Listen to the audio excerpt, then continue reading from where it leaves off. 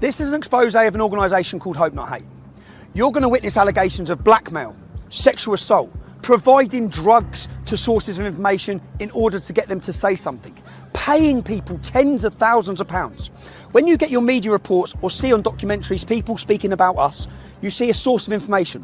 What I'm going to do is give evidence and show you how those sources are created. The BBC, Channel 4, they can't blackmail people, they can't offer money to people. In steps the dirty tricks brigade of the British establishment, Hope Not Hate. They come in, they take a source, they approach people, everyone they approach around you. They offer money, they offer drugs, whatever it takes in order to get them to say what they say. When they say what they want them to say, or they lie, these guys publish it to the world. The problem is that they're taken as reliable sources because Hope Not Hate's reputation carries weight. They're in with your politicians, they're supported by all the political parties. By the end of this documentary, you're going to question every source of information that you see from this point on. In this documentary, you're going to hear a lot about Hope Not Hate. It's important you understand who they are. Hope Not Hate is a so-called anti-fascist organisation who formed in 2004. They formed from a group and a magazine called Searchlight. Nick Lowles, who now leads Hope Not Hate, was a lead member of Searchlight.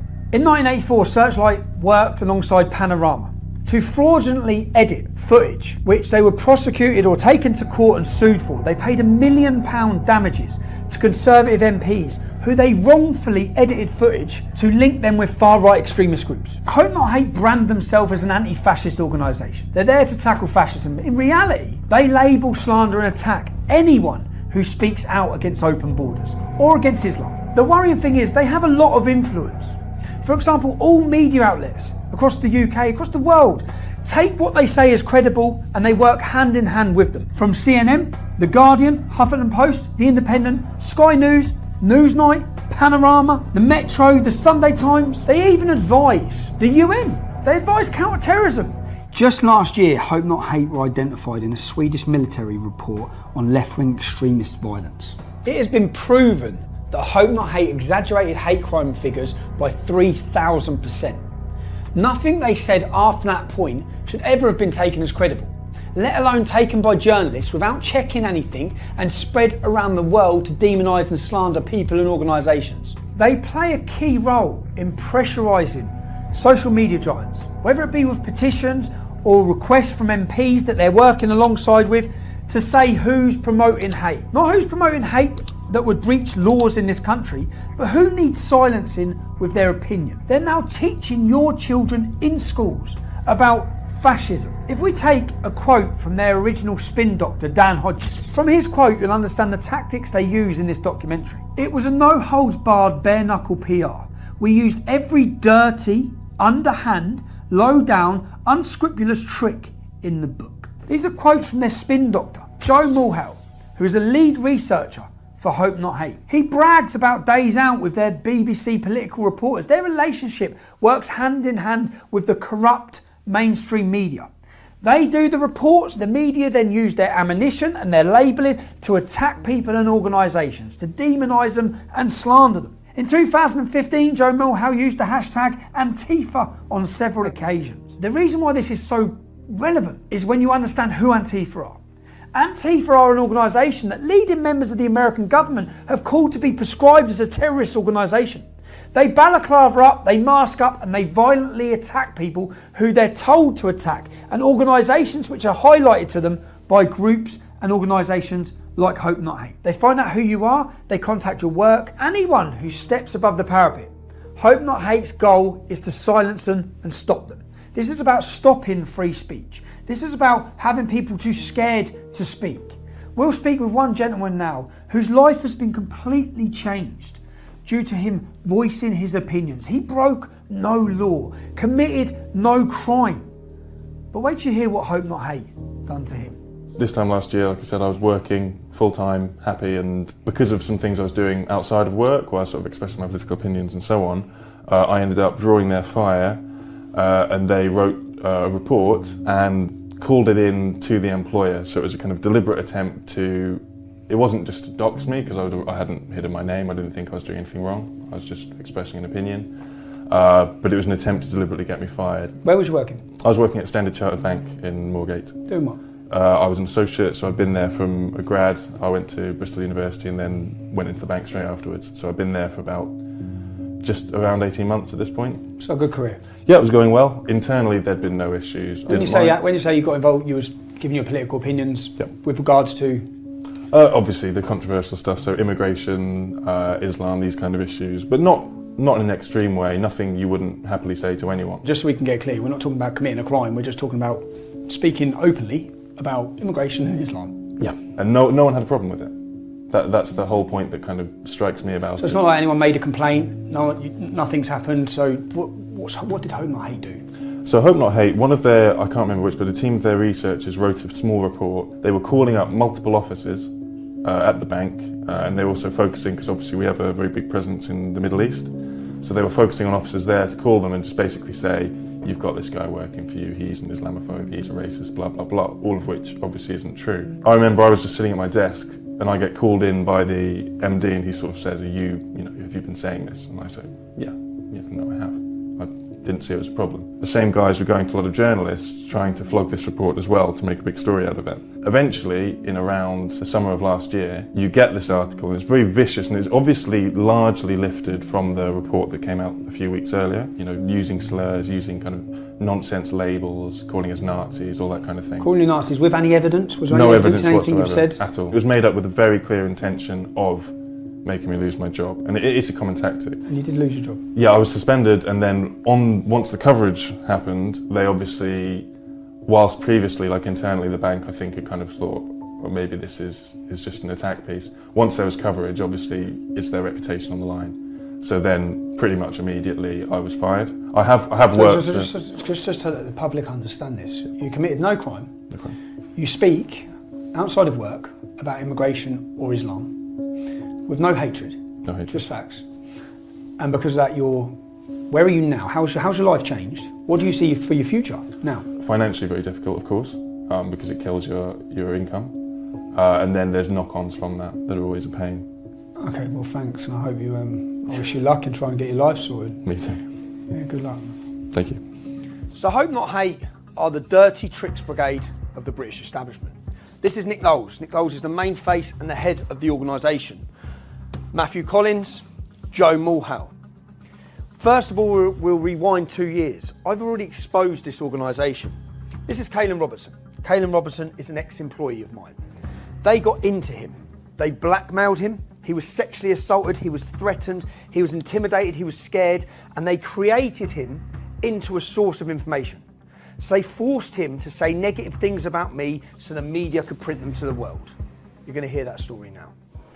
We were basically threatened with the most horrendous shit you can possibly imagine for 3 months, constantly, to do this. Constantly. Because basically, why they have dirt on us is when we left Rebel, I don't know if I told you this, when we left Rebel, we were really fucking angry, and none of the media would take all the stuff we had on them. So Nick Close reached out to me on Twitter and he was like, oh, meet up with us. And we were like, oh, okay, like we weren't working with anyone then. So we were like, yeah, fuck it. And we met up with them twice and we were like, we can write a book on Rebel Media. We can write a book on how they've scammed people and this and this and this and this and this. And we were like really conniving with them. One of the first things they started threatening us with, this only started 3 months ago. We had no contact with them between 3 months ago and leaving Rebel, nothing. They started messaging us saying, we need to meet you, this is really serious. And then when we met them, they said to George, I wasn't there, we're going to release all of the meetings that you've had with us, threatening Rebel Media and talking shit about right-wing personalities, bitching about nothing serious, just saying, oh, they're cunts.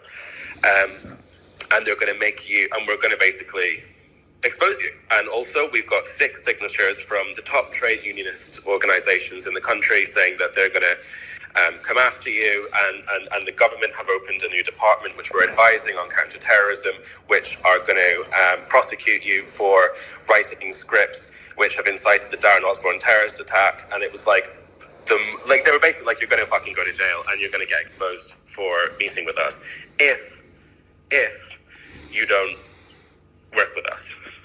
This is what it all comes down to, this Panorama fucking thing. And Hope Not Hate were there, standing next to the BBC producers. When you went for the meeting with Panorama, who from Hope Not Hate was there? Nick, Joe, John Sweeney, and the producer. So, like, Hope Not Hate were like fucking terrifying, and they like did, you know, they blackmailed us. They felt like Joe fucking used the whole thing to try and get into Kaylin's pants. This is how bad it really was. When we pulled up in London, this was the day I dropped off the suitcase to you, right? That I went straight off from there, I can't remember where it was, to go and do this interview with them. They hired out this big car park warehouse thing. They had a little chair in the middle of it. I walked into this room, sat down. It was a cameraman, it was the head producer, it was Nick, and it was Joe. And then I started getting really nervous because she was saying, how much money, name numbers, name figures. And I was like, well, it was enough to pay for us to make videos, and all the money was spent on kit. And I was just saying vague shit. And then Joe said, can we stop the interview, please? And then I was like, okay. And then Nick went, can you come with us, Kaylin? And then Nick and Joe took me to the other side of the warehouse and said, Kaylin, you really need to give them more information than this. You really need to open up a little bit more, because this is really not useful to them. They're probably not even going to use this. You need to go into specifics. You need to go into numbers. You need to at least show them something. Were they threatening you at you? Breather, have a cigarette, and we'll come back to it. Were they threatening you then? Okay. I had a cigarette, and I went back and I sat down, and I still couldn't really do it, and it was really bad. Like, I was like shaking the whole time. And that's when we told Panorama that we didn't feel that it was safe, that it was not okay, and that we were basically threatened. Bit of a strange one here, yeah? It's been a minute. I know, sorry man, I know it's 4 o'clock in the morning here, but I've just got off the phone to Kaylin for an hour, yeah? How much have they told you about Hope Not Hate? Not much, why? You're aware they've been meeting with them regularly? I've met Joe too before. Yeah, I know that Kaylin and George have met with them before. Continually met with them? When you was doing your Borderless documentary, Hope Not Hate flew out to Italy to meet them? I don't know what they were talking about, but for the most part, like, I think they're just afraid of them. From what I've been told, it's like they're like, oh, they're kind of blackmailing us, like, hang out with us, or else we're going to get you guys arrested or whatever. So they've just met with them. So hold on a second. I work for Panorama. Were Hope Not Hate present in that interview? Were Hope Not Hate present in an interview with Kaylin Robertson? I work for Panorama, and we are doing a film about you. Are you aware of that? Are you aware of Joe? Look at me. Yes. I'm a reporter, and I'm asking you a question. Okay. Right. I get the point. Are you aware? Let me ask you one question about that. Okay. Then we can start. Are you aware of indecent images sent by someone from Hope Not Hate to Kaylin Robertson? I'm aware of the allegation. You are aware? I'm aware of an allegation, and I do not think it credible or serious. If I'm wrong, you can put that information out there. If somebody has been blackmailed, threatened, intimidated by an organisation that is steering your documentary. It's not serious. Okay, can we hear the next one? Play the next bit.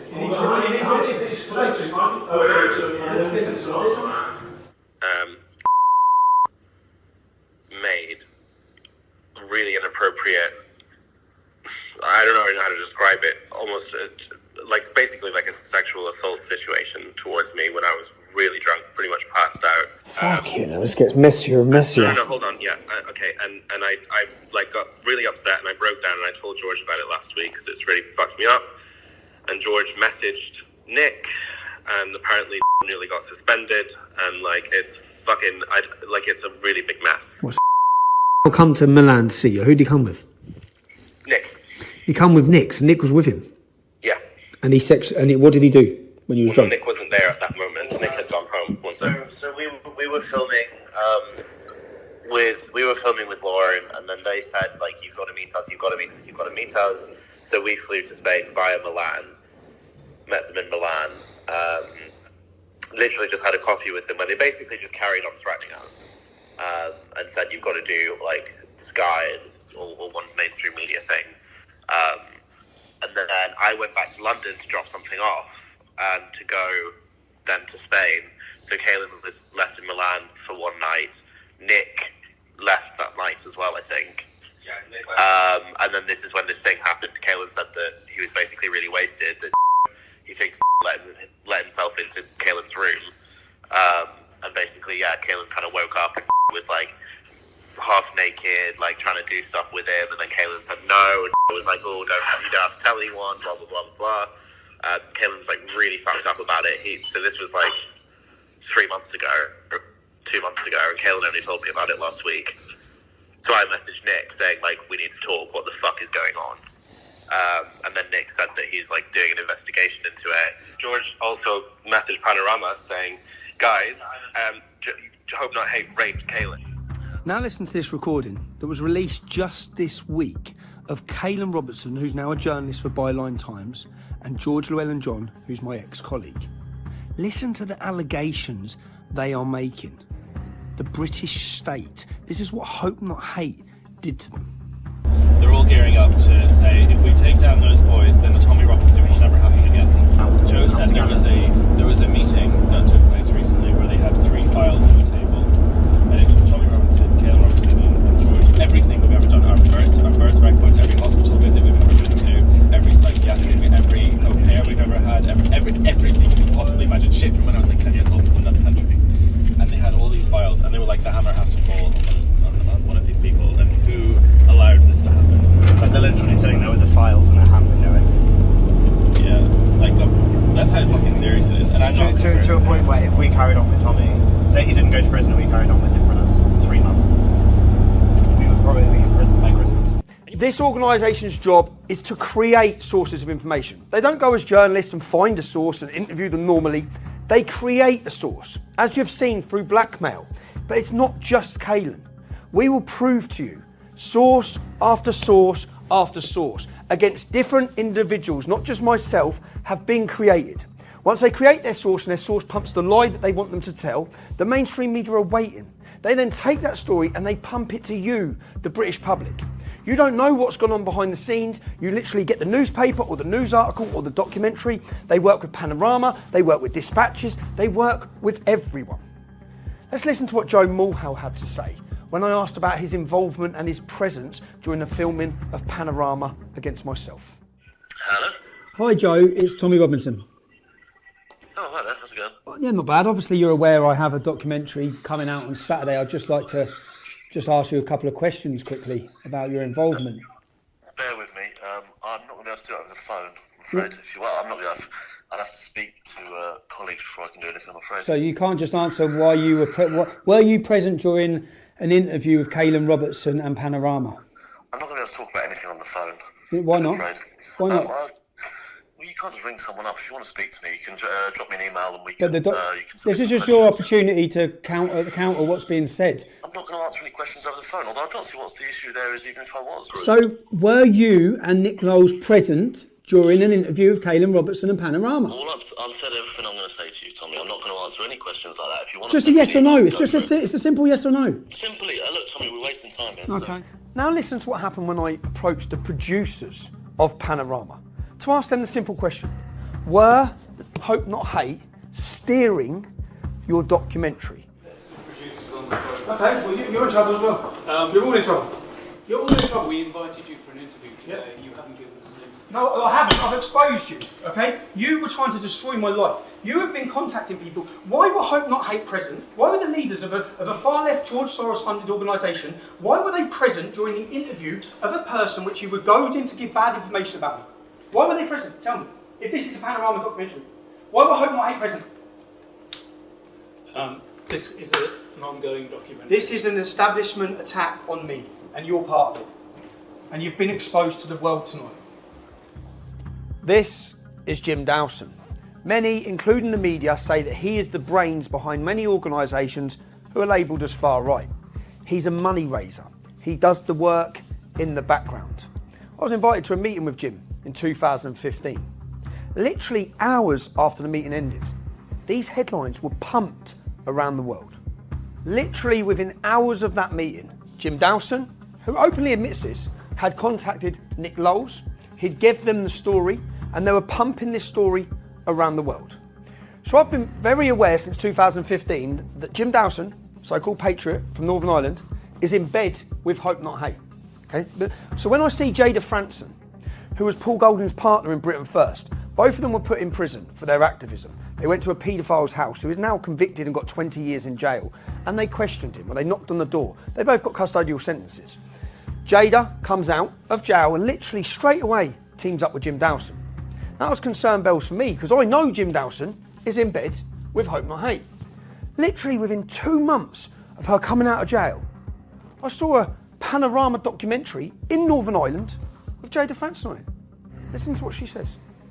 We've spoken to a number of ex-members of Britain First. They also said there were times when they would go out and Paul would lock you in the house until they came back. Is that true? Yeah. This was my normality. This was my day-to-day existence, was just complete control, I guess, or being controlled, I guess. It was like I just accepted that was what he was going to do, that I couldn't, if they went out and he'd lock me in the house. Now you have to understand what was happening at this time in Northern Ireland.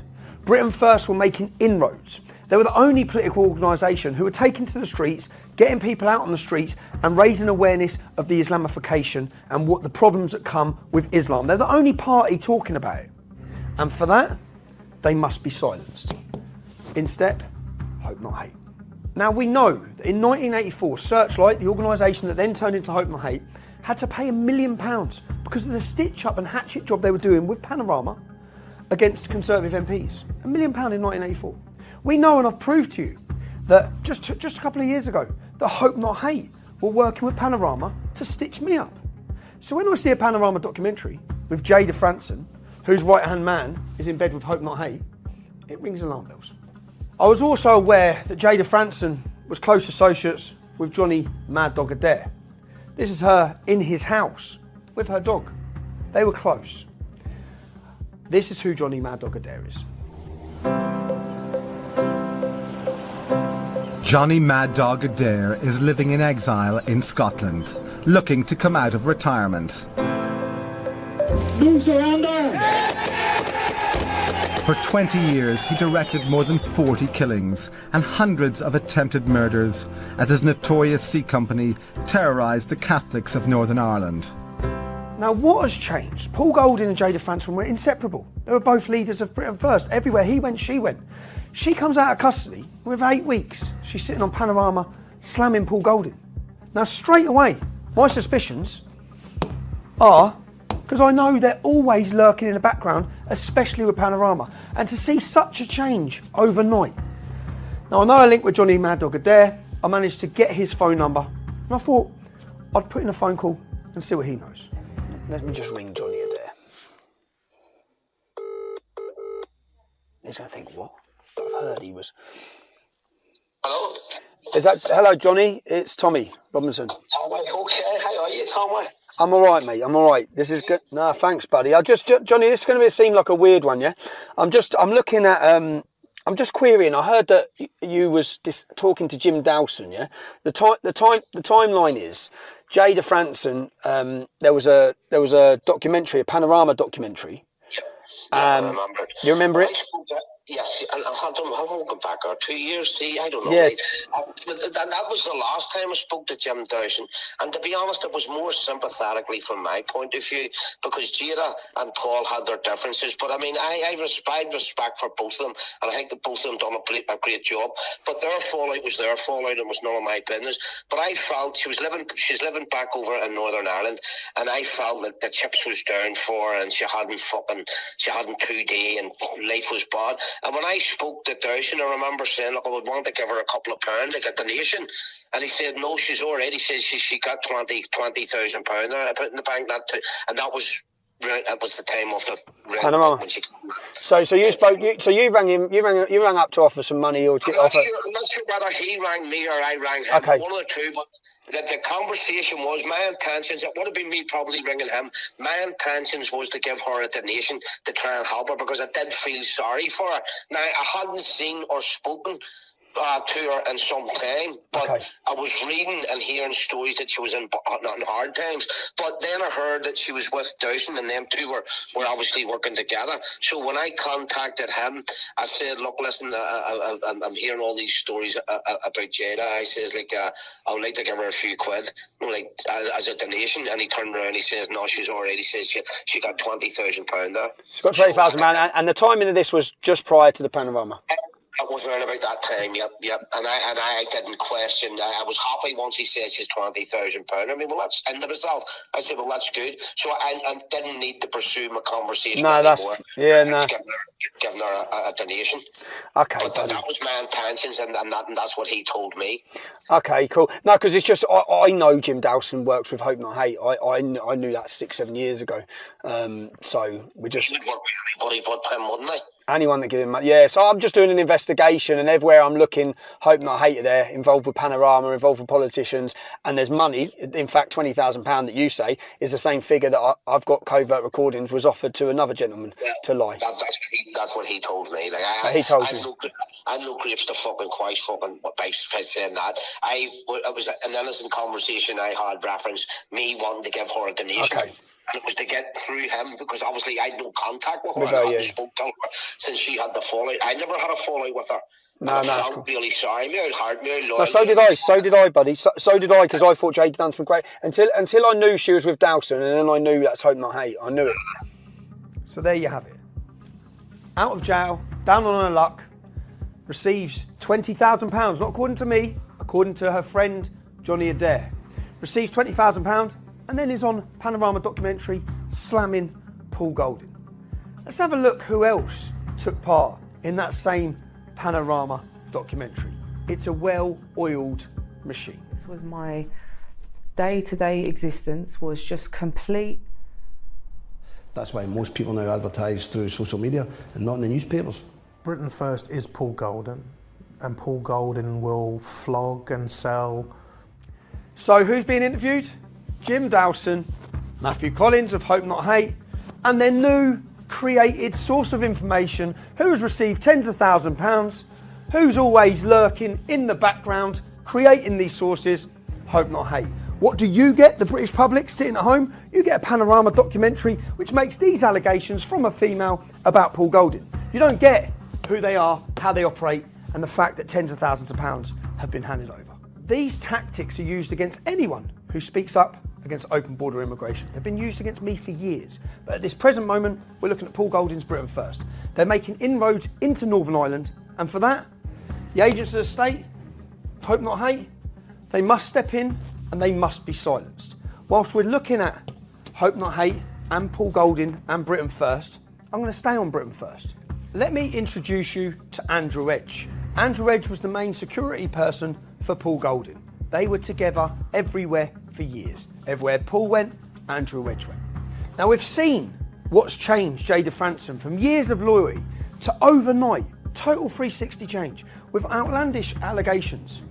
Let's just listen to this covertly recorded conversation with Andrew Edge. Well, you, mate, I'll tell you that anyway. What? The what go all out on me? Who wants to go out on me? It's that fucking Matt more than anybody, you know what I'm on about, don't you? Matthew. And that folks, I've met him as well, fucking idiots. And I've been in the hotel in London, mate. This is an operation. Hope Not Hate approach everyone around you, everyone close to you, anyone you have a falling out with, they approach. It's a machine. It's how they create their sources of information against people. I know this better than most. One of the people Hope Not Hate approached close to me was my mum's brother. He come to see me. He said, I can't be painting walls. He's a painter and decorator. I can't be painting walls for the rest of my life. I'm getting old. Basically telling me that he's going to work with them. Yeah? He come to me for his permission. We haven't spoke since, but I know who they approach, how they approach, and how they get in with them. Yeah? How they work their way in. Now you're going to listen to a conversation. Paul Golding, as soon as he found out Andrew Edge, his right hand security, had been talking, liaising or meeting with Hope Not Hate, he expelled him straight away. You're now going to hear a conversation between Paul Golding and Andrew Edge, where you hear the details of what Hope Not Hate were planning on doing to Paul Golding. Now, do you remember, so they've said to you they haven't got no evidence, but they want you to stand up in court. Dirty cunts. Exactly. Is that what they've said, yeah? Yeah, pretty much. They're going to pick me up, mate. They're not even thinking with Jada at the minute. Because fucking Jada's ass was just demanding too much. She's demanding too much. Say again? She's demanding too much. Yeah, she was asking for too much. The thing is, there's fuck all they... There's fuck all they can get me on anyway, the cheeky fucks.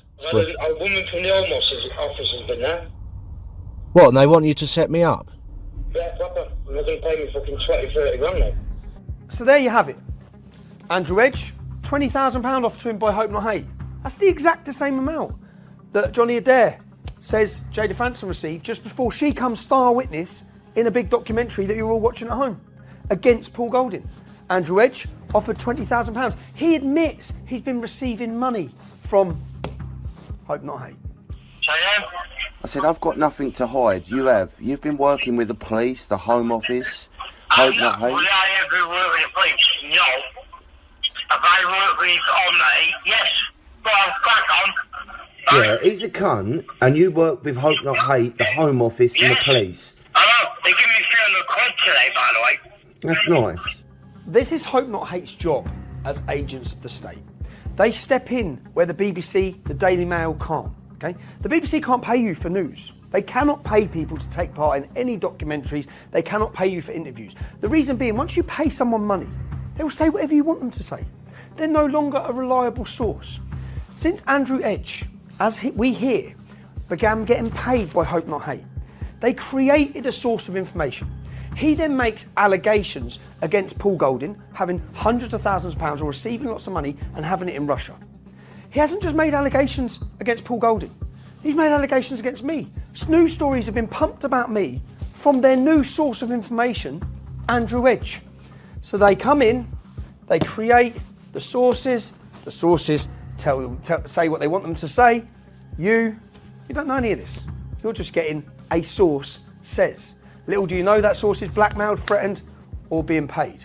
Now, while we're on, I could do this about every organisation, every activist, every political activist that's come under attack by these guys.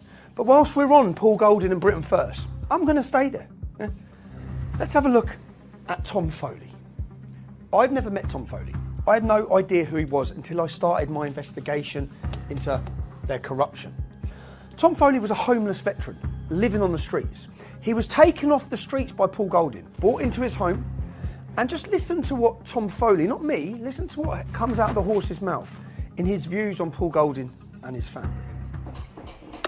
I have gone from sleeping in the tent, I met Paul Golding. Listen to me, Jamie, you're listening to me. Yeah, I'm listening to you. I love you, brother. Yeah. I love you, I love your mum, I love your missus, I love Paul. I tell you what, I love Paul for what he's done, what he's doing. You're fucking angels. You, Holly, and your mother, Paul, Andy, and all of you, you're fucking angels. You're not devils, you're fucking angels. How the fuck would I have got through what I've been through without you? You've heard his opinion on Paul Golding.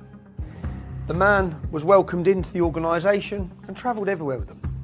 Now, what is it that changes that opinion to this? I was outside Lincoln City for 2 weeks and I was halfway down A1, so you never picked anyone off the street.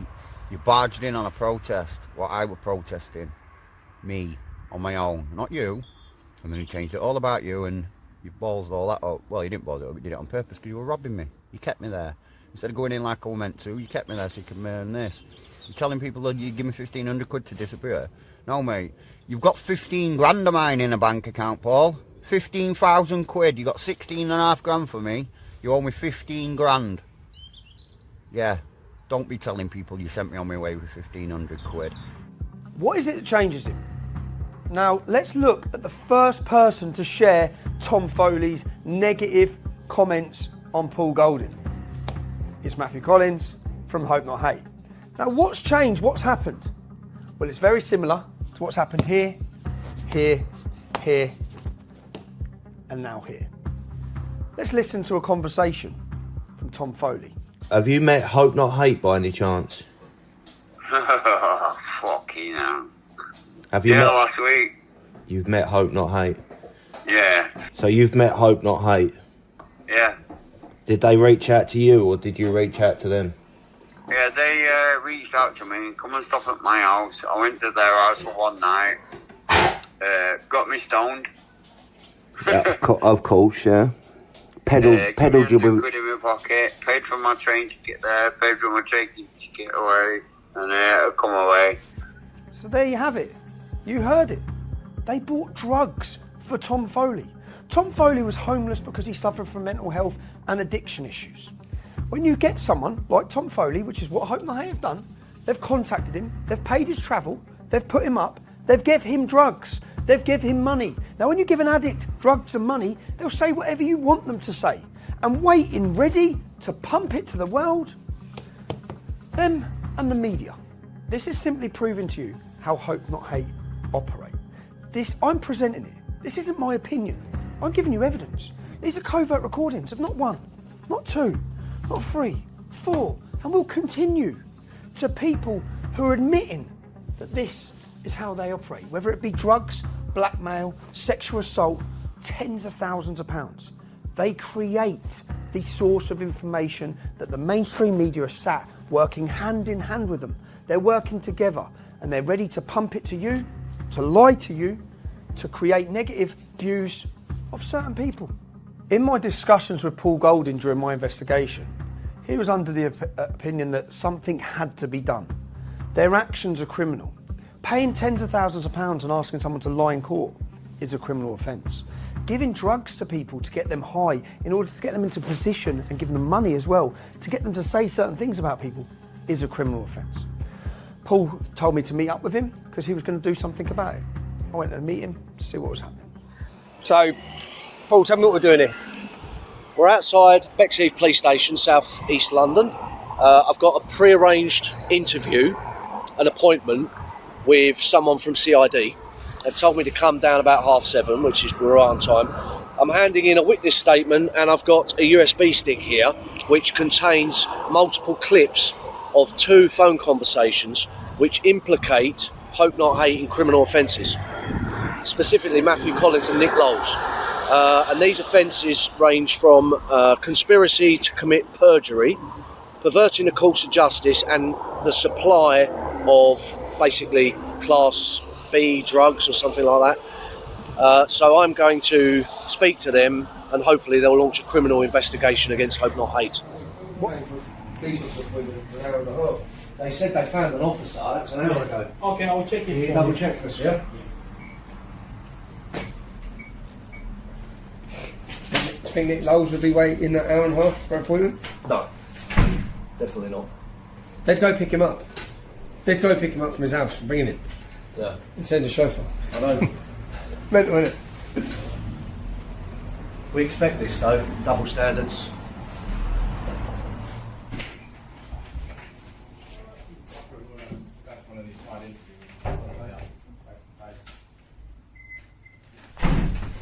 All sorted. Yeah? So, in a nutshell, that was in there quite a long time, wasn't I? Yeah, it was ages. So we went through my statement. We went through all of the audio clips. They said they're going to go and investigate the whole thing.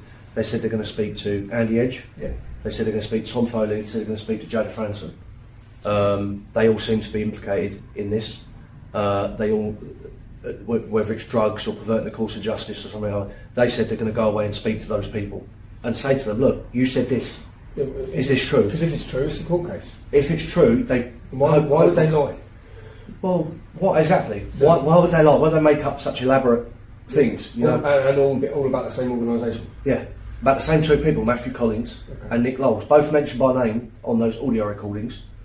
And they said that the offences are perverting the course of justice, conspiracy to commit perjury, and supply of drugs. It's all there. Yeah. And audio evidence, they go and speak to the people, put it in front of them. If I had an audio recording of you saying X, Y, Z, and they put that to you in an interview, and you wouldn't have a leg to stand on, would you? You have to admit it. It's the same as the audio recordings from Panorama, where they're blackmailing two of my old employeers. Yeah, which they clearly were. So they said they're going to go away. He said, I'm going to go away now and speak to these people. Okay. We're going to speak to them, and we're going to interview them. They said they emailed me the crime reference number, literally, by tonight. So they've opened a criminal investigation? They've opened a criminal investigation into Hope Not Hate, specifically Matthew Collins and Nick Lowles. Well, they need it. Yeah. They need it. Because in the past they've taken money, taxpayers' money, and they tout themselves as this squeaky clean, anti-racist group, but really they're involved in criminality. They're trying to stitch people up using illegal criminal means. Well, they're doing what So I was going to go gym, but that's changed. Because last week we went with Paul Golding to report Hope Not Hate for some crimes. I know he's had a mad week and his family have had a mad week. But I just watched a video of Great Manchester Police coming to his house and telling him that his life's now in danger. And so is his partner's life in danger. So we're going to shoot straight up north. We're going to see Paul, see his family and find out what's been going on. Because it seems last week Hope Not Hate reported, and I know there's a lot gone on this week involving Hope Not Hate and the targeting of Paul's family. So we're going to go see what's going on. So, well, thanks for letting me in. Not a problem. I just want to ask you a few questions Yeah. about recent activities with regards to Hope Not Hate. I obviously went with your partner to London where he made an official complaint, a legal complaint to the police about their actions. Am I right that in the same week you had a visit from the police? Yeah, it was just around 5 or 6 days later. I got a knock on the door and it was Greater Manchester Police's safeguarding unit. And as soon as you hear safeguarding unit, you know something's up. So I allowed them in and they spoke to Paul and myself in the living room and they said, there's been a credible death threat to you, so we need to take precautions. We need you to know, we'll get the fire unit out. Right, what it is, like I say, I work in a safeguarding unit and we deal with things along the lines of threats to life. Okay? Yes. We've received some information that there's a risk to yourself. Okay? Okay. My DI has had a look at this and he has deemed that this risk is quite significant. So he's asked me to come round and issue you with a threat to life warning notice. Okay. As you can see here, I've got, a safety guide that Greater Manchester Fire and Rescue Service gave me because our lives were in, danger. So they believe, when they say in danger, they're giving you a fire safety. They believe that someone's going to possibly, or they're telling you someone's going to firebomb your house. Well, that's what this they is said, yeah. When the firemen came round, they said, you're at real risk of petrol bombs coming through your door. They told us to lock up our wheelie bins outside with chains. You don't get them near the house. Yeah, so don't get them near the house because the flames go straight up. They put a letterbox guard on the front door. They checked all the fire alarms and they had a lengthy discussion with me about what to do in case of, a fire. So how long have you lived here? 6 years. 6 years. Your partner's been involved in politics for longer than that. Yeah, of course. He's had some high moments as well. Yeah. All in the media. High opposition to him at times. Have you ever had any threat of this house? Never.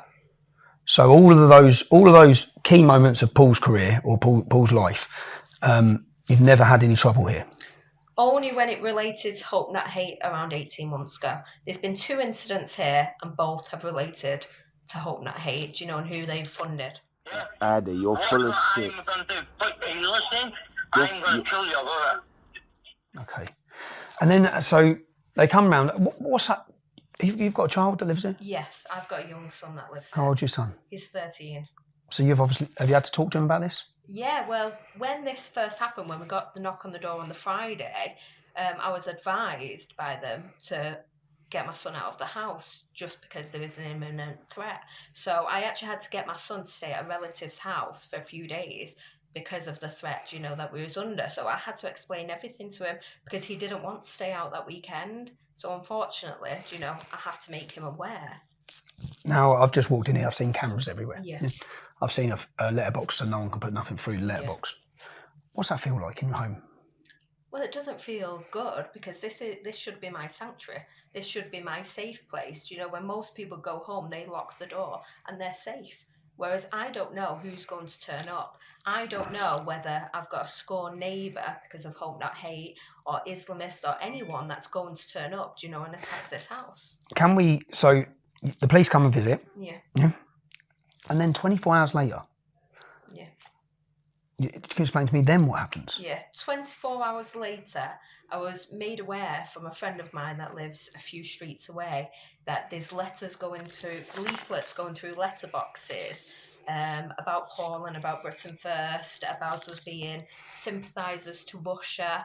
And I found out that from my friend, but then I spoke to neighbours, I spoke to several people on the estate, and everyone had got one. Everyone. And I'm right, because I saw online Paul went and found the men delivering the leaflets. Yes, well, we was out that day anyway, and Paul just happened to stumble across them and approach them. And as usual, they had nothing to say. They happened to put out these leaflets that put my family in danger, my son in danger. Yeah. And the man actually delivered them on camera has been recognised as an employee of Hope Not Hate. Yeah, of course. And let me just, in this leaflet that's gone out, it says that your partner has hidden money in Russia to avoid paying tax. It's just not true. If we were tax evading, we would have been arrested by now. When this went out, just so the public understand, this was at the height. I know Ukraine war has been a big story for the British public and the news and the media. This was the highest moment of it, am I right? It was when the sanctions first come in. Yeah, this was when Roman Abramovich was being sanctioned, when he had to step down as Chelsea boss. This was when it was at its height. So to put this leaflet out at that time was to put us in immense danger, because people felt so strongly about the war in Ukraine. And they leafleted every single person where you live. Every single person. So Paul goes to the police station, makes a complaint. 5 days later, police are at the door, your life's in danger. The next day, just so then, it must have took a week to make a leaflet. By the time you plan one, write this. By the time you write this, plan this. Yeah. So literally, it seems, as soon as he's gone to the police and they're aware of it because he's gone online and let them know there's an investigation into you, you've been targeted in your home. Yeah, of course. As soon as they could produce the leaflet and get the manpower, they were straight here. They went straight to this estate. Do you know where I live? It's a big area, yet they purposely only did the estate that I live on. And the police have said? The thing is, if you look at the sequence of events, it makes sense. Yeah. I go and report Hope Not Hate for criminal wrongdoing. Yeah. Literally a week later, they're in my vicinity, in my neighbourhood, delivering leaflets saying that I'm a tax cheat and that I'm Putin's stooge in the middle of the Ukraine war.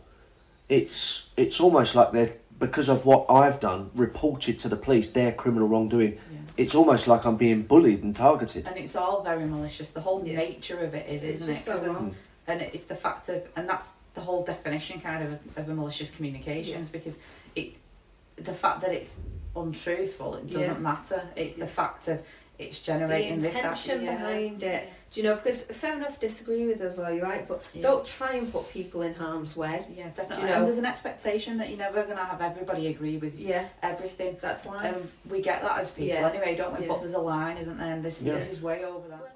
Yeah, there are, like I said, there are other strands of this situation that are probably causing this Hope Not Hate a lot of consternation.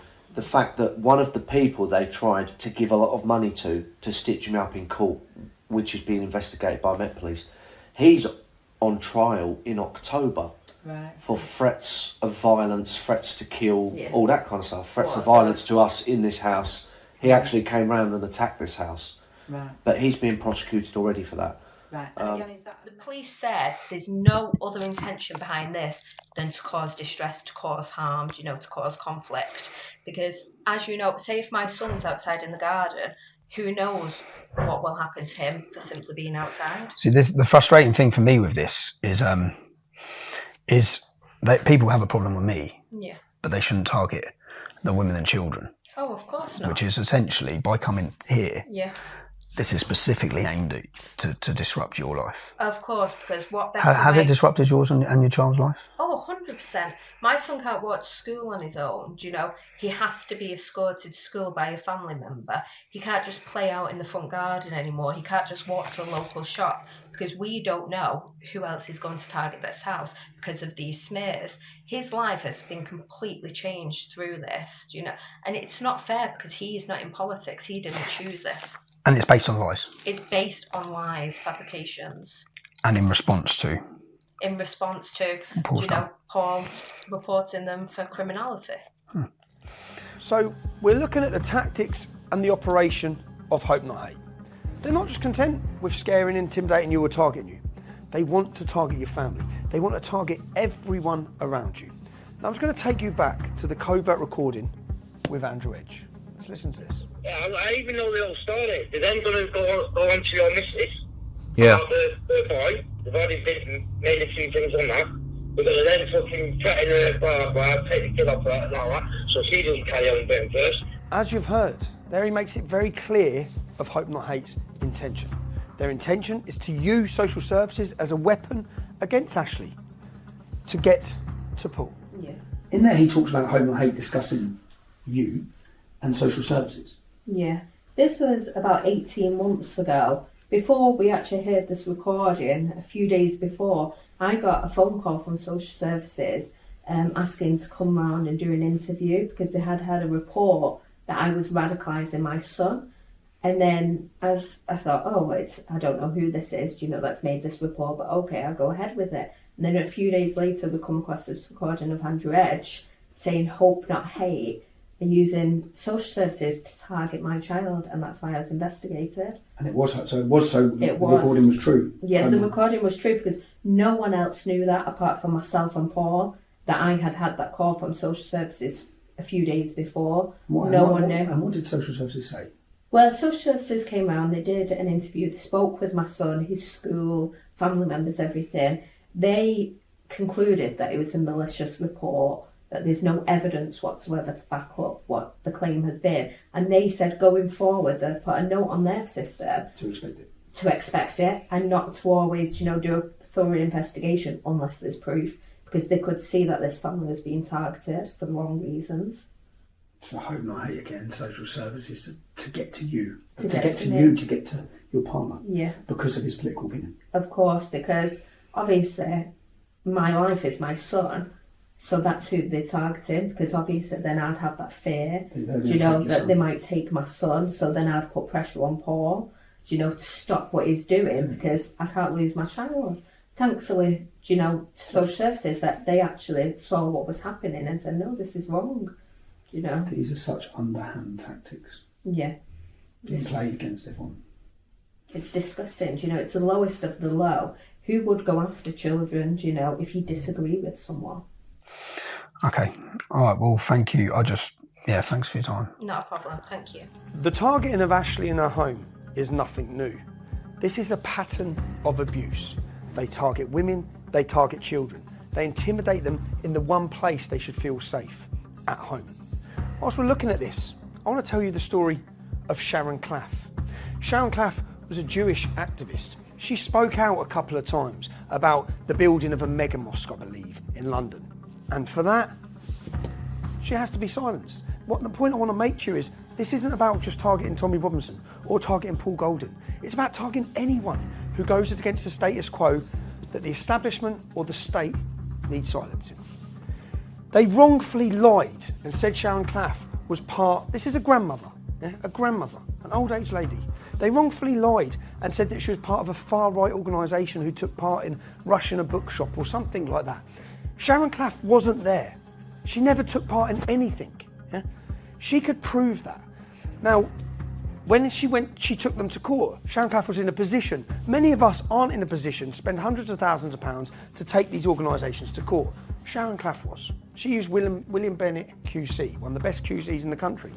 Hope Not Hate accepted their guilt, because that's what it was. They admitted that they lied and they apologised. And I believe they paid £50,000. Let's have a look at the mainstream media and their reporting on this apology and this win for Sharon Claff against this organisation. As you can see, there's no mainstream media reporting at all on the fact that Nick Lowell's organisation lied, endangered the safety of a lady who had a cross put on her by Hope Not Hate. She was violently beaten in the street after wrongfully being accused of part of a far-right organisation. Not one mainstream media run it. The only media that run it, the Jewish Chronicle. So proven to you, Hope Not Hate lie. You wouldn't have heard it in the media, of course, because it doesn't make the media. They lie about old women and get them violently attacked. Not just content with targeting me, targeting my wife, targeting my children's home.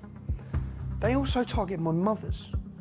My mother's been severely ill and my father is 74 years old. Yet they doxed their address, which resulted in their house being violently attacked and bricks thrown through the window in the middle of the night. It's 1:30 in the morning. That's my mum's fucking windows. my mum's.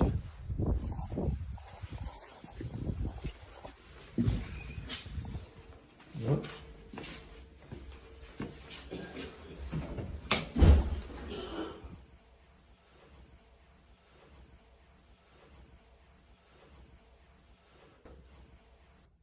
That's my address. Shared it online. Towards a little hate mob. Yeah, I'll take that down. And how? And they're meant to have a marker on their address, yeah? They're meant to have a marker on their address because 24 hours ago, these bastards were ringing my ex-wife and my son. So police were at their house all day. A mark on the address, and I've just got here. There's no police here yet, even though they've rung the police instantly. When my fucking 74-year-old dad has been woken shitting himself in his bed because someone's smashing bricks through his window. She said, because she told me today they've put a watch on my mum and dad's. They've literally put it on while we've been driving here. Oh no, she said, so my ex-partner must be speaking to police about what's gone on, and she's rang them to say. I'm sorry you had to leave your family home at yesterday evening. Yeah. This morning it featured on our management meeting this morning. This job came up, and they're trying to apply the right amount of risk to it. Does that make sense? Yes. Yes. The hate coming from this organisation continues and continues. It then resulted in men turning up looking for me at my mother's house. The neighbours spotted them outside, videoing the property. Then I find out the same day that they were outside my mother's house, four Muslim men, had turned up at another property which had a young 12-year-old girl in. They turned up there looking for me. Why did they turn up at this house? Because Hope Not Hate had put this picture online alleging that it's my property. They're telling the public that I own this house.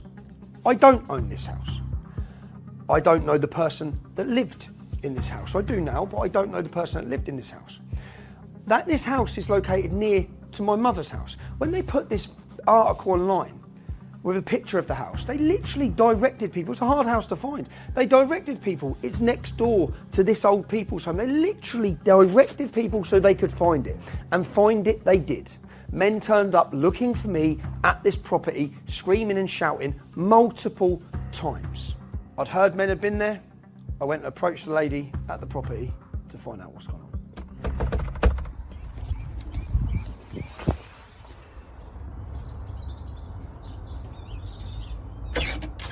Hi, are you alright? Yeah, morning. I'm just chasing up what happened yesterday. Yeah, well, I was out. Daughter rang me, crying. Car was on the drive. Asians were walking around the house. She was upstairs. Told her to stay on the phone to me. I was coming straight back. She was crying. I told her to go and take a picture of the car. She didn't want to take a picture. She didn't want to go anywhere near it. She got a good picture. She did, only because she could hear them walking around the back because of the gravel. She knew they were at the back. She ran to the front of the house, took the picture out and went back into her room, hiding under a quilt. How old's your daughter? 12. And you've rang the police just because they went to my mum's house yesterday as well, yeah? They was at my mum's house. It's a joke. I've got video of them, so I'm going to find out who they are today. Right. I'll know who they are today. But you had an incident last week as well. Yeah, 2 weeks ago. It was a Saturday night. The car pulled up. Thought it was my boy coming to see me. Got the door and 4 Asians in the car. Asked me, "Where's Tommy? Where is he? Where's Tommy?" Told him, "I know who Tommy is. I live on there." This is when we got in contact. This is when I got in contact. And you reported that to the police? Reported it to the police. The police came round, told me to make sure the doors were locked. Asked why it started happening, and I said it was to do with that Hope Not Hate. Put it up on the internet. So how long have you lived here? Over a year now. Have you ever had a problem here? So the problem started a few weeks ago? A few weeks ago, about 3 days, 2 days after the Hope Not Hate put it on the internet. About you apparently opening this house. This is my house. No, it's not your house. No, but they said this is my house. They said it was your house, yeah. So I looked, there's a picture of a van on the drive. Yeah. And someone's put racist cunt. Yeah. I've got lots of things where I'm looking. Yeah. That was my dad's van. My lad's friend's van. Okay. So with his number plate on it. You live here? I live here. With your daughter? Yeah. She's how old again, sorry? She's 12. How is she? Scared. She won't stay here on her own now. I've got to now drop her over to my daughter's all the way in Dunstable before I can go to work today. Because I can't, she won't stay here. She won't stay here on her own anymore. How are you? Just shitting myself, I'm not going to lie. I don't want people coming down the drive. What do you... I know, I'm not trying to... Like, I'm going to come... I'm going... I'll get today cameras. I'm meeting some lads. Well, the police have said that they're going to secure the property for me to make sure that I keep the gate locked. When did they say that? Yesterday when they rode Okay, back. they're going to... Because they come to my mum's last night and they left... And they just left. So... And I said, what are you going to do about it? Because have you got... Where's your letterbox? I think my letterbox is around the other side of the door. Okay. I think it's because I'm already fleeing domestic violence. Because this was supposed to be the safe house for me, but now I'm even more scared. So Nick Lowles, because I'm going to find him, do you want to come and speak to him? Yeah, I will. I'd like to see how he feels about this. You know, like, we've already been terrorised once by my ex-husband. He's got... What happened last night? Well, my ex-husband, like, that's why I've had my house petrol bombed by him. And now I'm getting this done. It's, you know, I'm a little bit shitting herself. She literally is shitting herself. I find out that a lady in this house is a vulnerable victim. She's actually hiding. She's an ex-battered wife whose ex-partner had petrol bombed her previous property. I then find out that her relative had contacted Nick Lowles the very next day after the picture was put online, when she'd become fearful. Contacted Nick Lowles to tell him it wasn't my house. Did he right his wrong? Did he delete the picture? Did he apologise? No, he didn't. Because she's collateral damage. Just as Sharon Claff's collateral damage, just as Ashley's collateral damage. All these people are collateral damage as long as they get to put pressure on the intended victim, on the intended target, which is myself. Now, did this lady in the house have tens of thousands of pounds to take him to court to get her apology? No. If she did, he might have been forced to apologise for his wrongdoing, like he was last time. Now we're seeing multiple women scared in their homes. All the women with children, terrified, targeted, in fear. No one should feel fear in their home, least of all young children. That is what this organisation has been doing. They put a picture of the bedrooms my children sleep in. When they put a picture of my ex-partner's property online, they also put a layout showing the entire layout of the house. So if anyone wants to break in to hurt people, they showed them where the bedrooms are, where the stairs are, where the exits are, where the doors are. Why would they do that? They have targeted my family. Now the difference is, I know where they all live. I know every detail about them. I'm not doxing their addresses because I understand they have innocent wives, innocent children in their homes who I very much doubt are even aware of the dangers they're putting many families in. Now the targeting of my children and the photographs of their home, when they know I don't live there, telling everyone that I do, telling everyone it's my house, when they know full well, these are the sorts of threats that I receive on a regular basis. Oh, you know you're your fucking kids are, yeah? You're the fucking lady. You'll take your fucking kids, yeah? I'll tell you that, I promise you that. I'm gonna grab your kids on the right then, alright? So that you fucking feel, you motherfucker. Okay? But if you're playing it, I hope you're recording this and playing it. Keep on playing it, keep guessing. Here's this content. Alright? Because I'm gonna stab your kids. Watch what I fucking do to you, you know, fucking white bastard. You little pork-eating cunt, you fucking watch me. What sort of person listens to those threats? Listen to the intention of Pakistani rape gangs wanting to rape my children.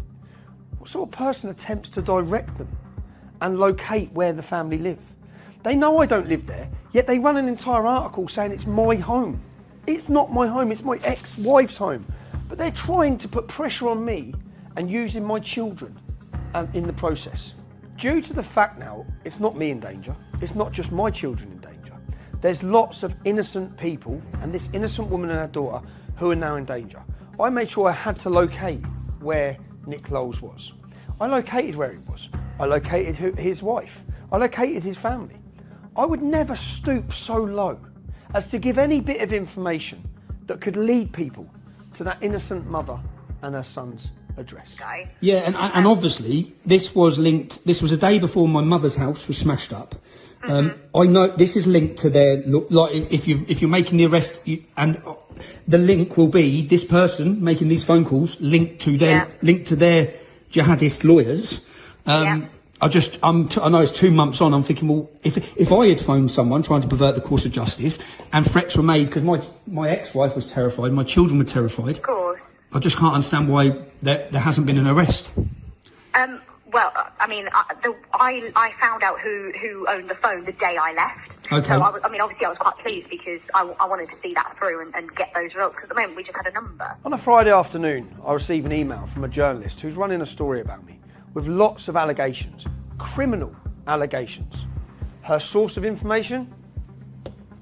Caelan Robertson. Caelan Robertson, who's on camera, who's on tape that you've heard, being blackmailed, sexually abused by these guys in order to create and lie about me. So the man who's paid to lie, who's forced to lie, is then telling stories about me. The mainstream media are ready to pump them to you, the British public. Concerning for me, concerning that my children would read this, she contacts me on a Friday afternoon, gives me till Monday morning at 10 a.m. to answer her allegations. Now what I do with everything is I wanted a video camera to record me giving her proof that this is not a reliable source, that she should not be running this story about me to the British public, because she is fully aware her source has been co-opted, her source has been forced. So I went calmly to her property. Read the headline of what the media told you happened. Now watch the video of what actually happened when I knocked on her door. When I calmly knocked on her door to answer her allegations. On that evening, I was arrested for a breach of the peace. When I got to court, instantly it was kicked out because I didn't breach the peace. I didn't commit a crime. What they then done is the Metropolitan Police Force, who work with these guys, then worked hand in hand with the journalist to get a civil court case against me in order to give me a stalking ban for knocking on the door once. Journalists have terrorised me and my family for decades. I knocked on the door once, but you don't get told the full story. I'm here looking for a journalist for The Independent who continually prints lies about me. It's quite nice when you have security and concierge. This is the little bubbles that they live in. They can send other people to your houses, they can harass your families, highlight where you live, and then hide behind their intercom, which is exactly what... Oh, look, they've turned it off. Look, now they're ringing up the security downstairs, you see. They're ringing the security downstairs to say that Tommy Robinson's at their door, which he is, because from what I understand, been trying to contact me. I didn't know how to contact her.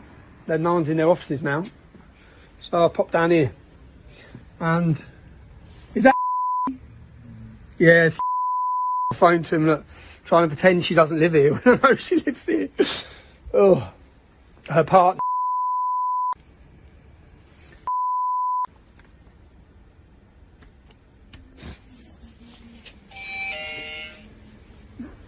Come on.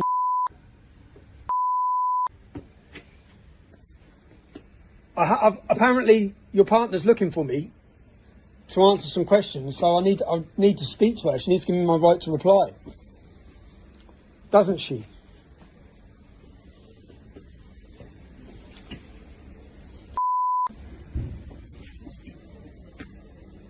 You can't go and print more lies about me without giving me a right to reply.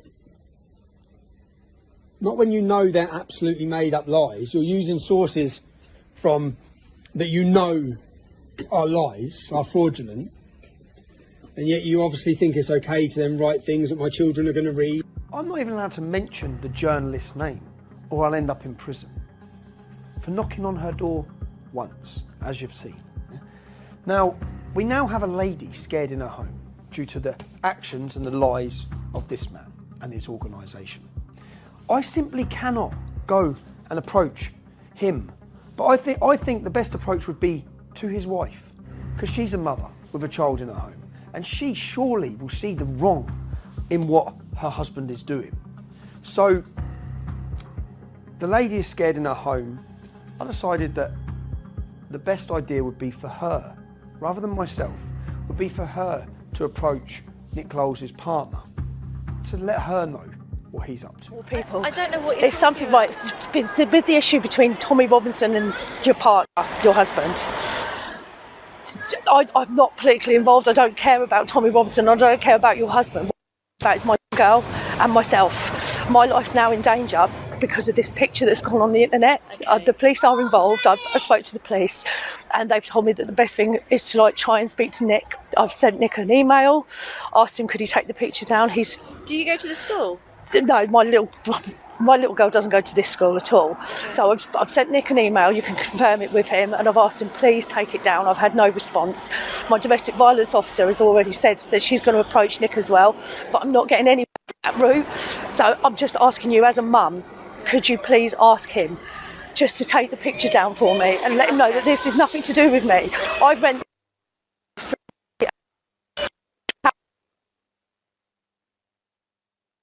what I'm doing. I'm just here to say, look. And I'd prefer you if you know.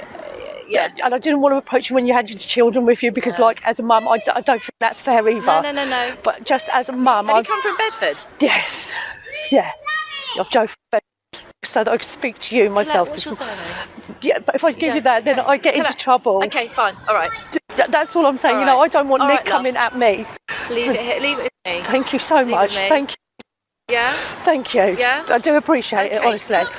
Okay. Can you give me a screenshot of the picture? Yes, of the I will house? do. Yeah. Can you just show me so I can? Right, I've left my phone in my car. You wait here. I'll go and get my phone. I don't have to do it too much in front of Yeah, other that's what I'm people. thinking. Yeah. If you go on his Hope Not Hate website and it says Tommy Robbins extra houses, and it's a full-on picture of my house in Silsoe. He's given the complete description of In where my house. Silsoe? Yeah. Okay, He's right. given Leave it with me. And he's given the complete. I've had to have cameras secured around my house now because I've had 4 Asians turn up at my car screaming, "Where's Tommy?" banging on my doors.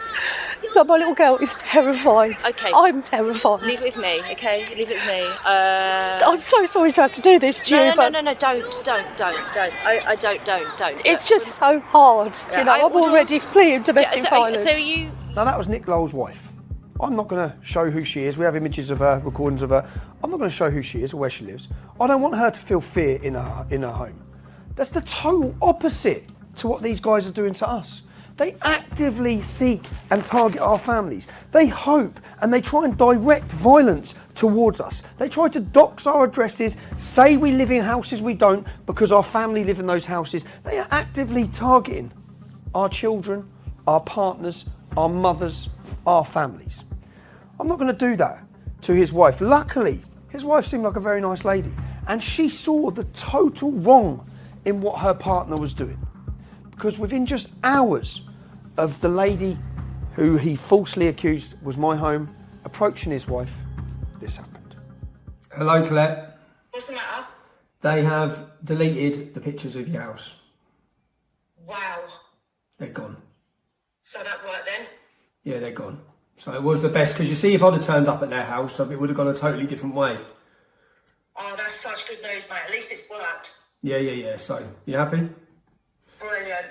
Well, Oh, that's good, mate. I hope now, I want to try and search the internet and see if there's anyone else that archived it and saved the pictures or the location, but the main point, of course, was obviously from them and they've erased it, so.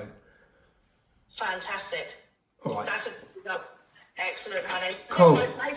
All right, hope you're all right. Darling. Speak All right, to you later. okay, bye-bye. Bye. Timing is important and you have to understand what's happened in a 1 week period. Men have turned up looking for me. I'm receiving phone call after phone call, death threats every day. Yeah?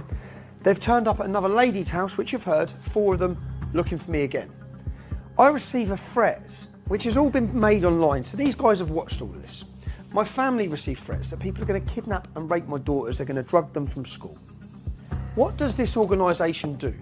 That week, after hearing all of that, they give my address. Someone is hired to visit the family home where my ex-wife and children are in alone at 11 p.m. to shine a torch through their door. That's what they do that week. Listen to this. She told you before, don't come to her fucking I house. didn't go to that house. You've been to her house before? Not that house. I've Not never. her house? I have never been to that house. But you've been to her house? Yeah, again. And you know I that's her went house? to a house where they told me. Who's they? Right. Let me firstly look. Let me give you this. I promise you, I'm totally on the level. Well, on the level? Yeah. How are you going to feel when I come to your house at 11 o'clock at night? How's that feel? I promise you got kids in your house? Have you got kids in your house? They've grown up and gone. Is it alright for me to turn up at your house at 11 o'clock at night? No, it would and be. start taking pictures of your house? It would be. I appreciate. So what are you that. taking Look, pictures of my fucking kid's house for? Right. What they told me, yeah, the instruction was That's me. It's Mendes Legal Service. I'm a process serving company. Fallowfield Stevenage. Yeah, that's just the office. Right? What they said to me was, I had to bring the papers out here to you. It's very important you got them, yeah? I'm just a delivery boy, yeah? They said, if he's not there, leave him there. But if you leave, you see, what I'm meant to do with papers, I'm meant to make sure you get them to say, here you go, these are for you, yeah? This is who you are, yeah? I'm Mark, yeah. You're Right? Mark Acosta. Yeah, I'm Mark Acosta. But if I can't get them to you, just to show that they were... I take a picture. You see, I took a picture of the papers. No, you didn't. You took a picture of my children's home. No, if I could find my phone, I could show it to you. I've lost my bloody phone. I could show you. I just put the paper on the floor. I took a picture of it. That's all. That's what I have to do. I'm nothing to do with any of it. Who are you delivering for? Who's giving you this address? I've moved because you come to my last house. I told you he does not live with me, so leave me and my children alone. Right. Are you happy to talk in front of... Who's this from? These are solicitors. Brought the papers. I'm nothing to do with these solicitors. So who do you work for? I work for myself. I'm a processor. Basically, I'm a pro. You can use me if you've got someone you want to. Who sent you here? That's a simple question. They did. The solicitors. Which solicitors? It's on the paperwork. I don't know. Right, but basically, they give me all the information. I'm not the postman, yeah, bringing a British Gas job.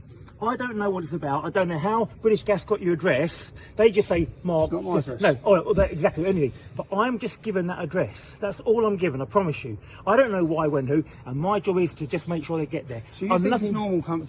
No, I don't. So did they tell you to come at 11 o'clock at night? Yes. I've been out working all evening, and I said, I can't go, it's late. It's like, I would normally never go after about 9 o'clock. Yeah, but they said, no, you've got to go now.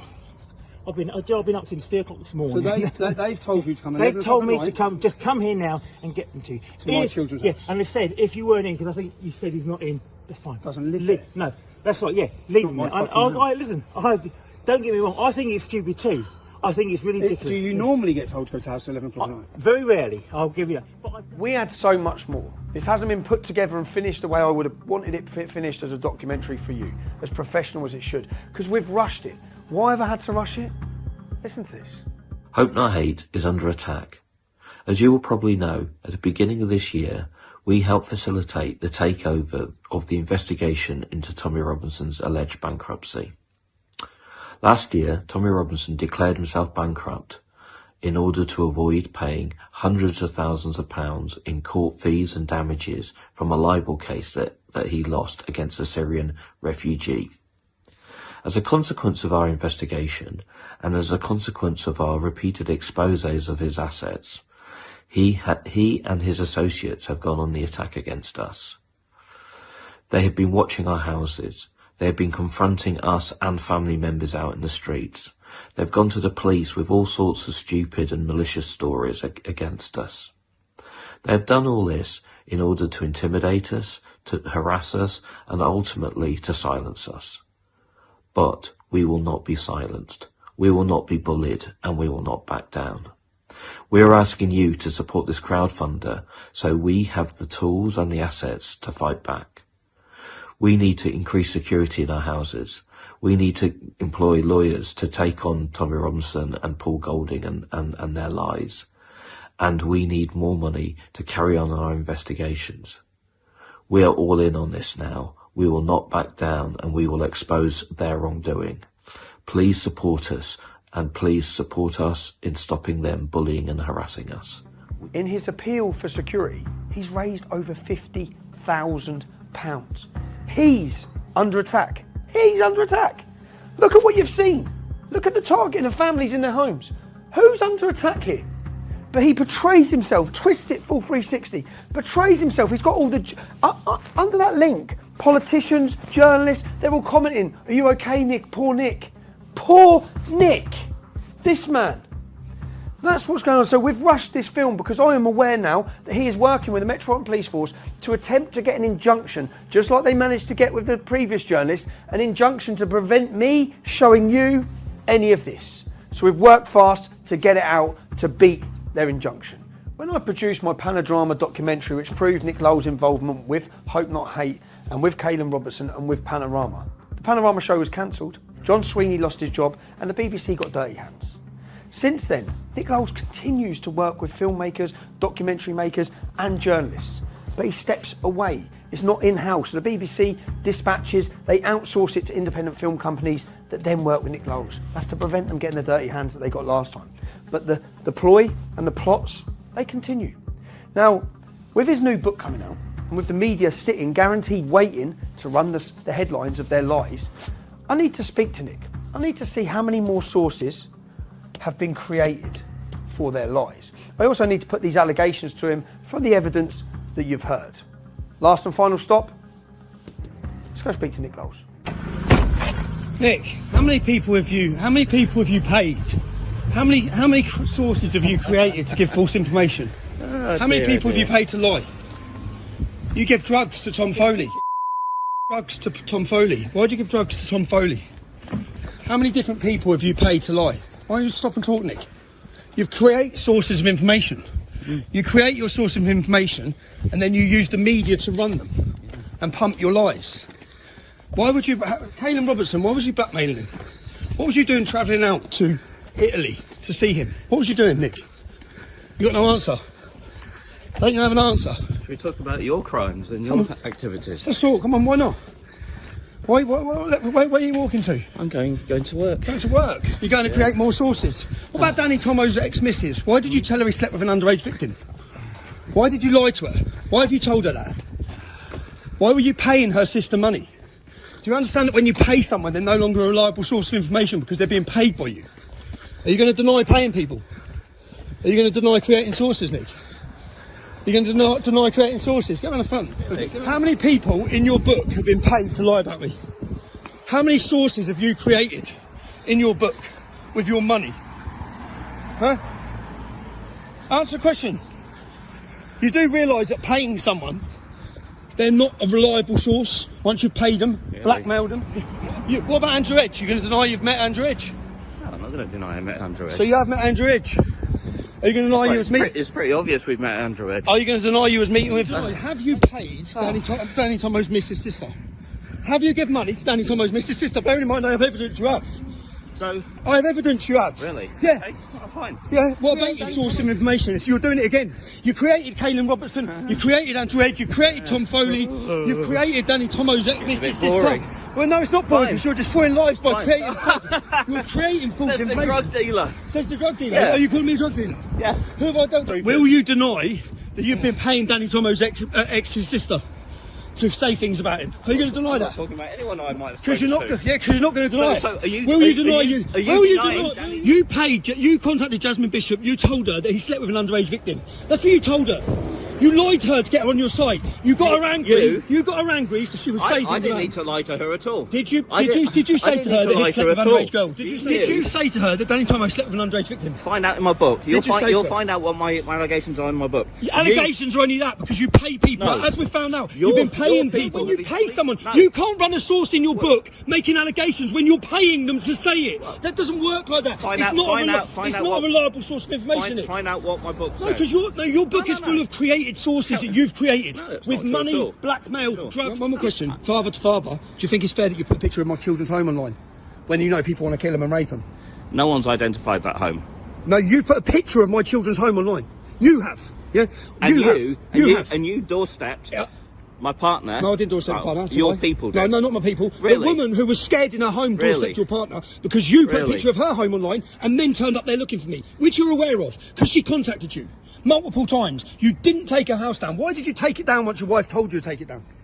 Why did you then delete the picture of her house? Because you know it was wrong, Nick. You play dirty tricks and you try and put targets on people's houses. Tricks. Sharon Clough. Explain what happened with Sharon Clough. What you say? You create sources. I've got evidence of 7 sources you've created. You pay them. When that story comes blackmail out, them. When that story you pay comes them. out, you blackmail them. I know you've got the media waiting to run your stories. Yeah, I know you have. I know you have. Because that's what your job is. Your job is to create the source, create a lie, and then the media wait there and pump it. Yeah. That's what you do. And I'm exposing you for it in a documentary. No one's going to trust you. No one's going to trust your sources. You can't talk like you're a hero for women. You scared a woman in her house so much she had to come crying to your missus. You scared her in her home with her little 12-year-old daughter. They're still scared now because of your actions. Okay? You intimidated Ashley and her little boy. He's not allowed to play outside. You put a picture of my kids up in my kids' home. I know how it feels because my kids are scared because of your actions. So don't talk to me about women because you scared women. Sharon Clough got beaten up. She's an old age pensioner. She got attacked because of you. Shit. Fine. Okay, you're chatting shit. Fine. You're creating a source. You're paying someone. Fine. You're paying, and I've got evidence of it. Fine. Every